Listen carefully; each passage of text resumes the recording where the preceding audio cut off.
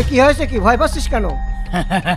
ওরে বাবা রে, চাচা আমি সেই লোক। আচ্ছা চলো তোমার ঘর দেখাই। চলেন।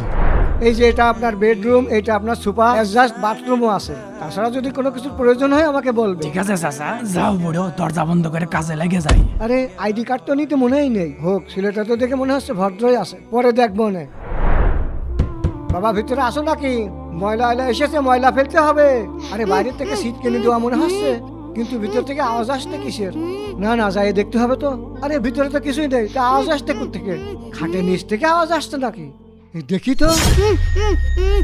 আরে তুমি কে? তুমি এখানে কিভাবে আসলে? আসো আসো, সাবধানে বাইরে আসো।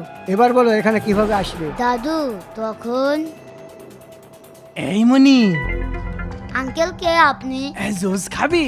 জি আঙ্কেল। আর শোনো, আমার বাড়িতে মেলা জুস আছে, আমার সাথে গেলি মেলা জুস খাতে দেবো না, যাবা?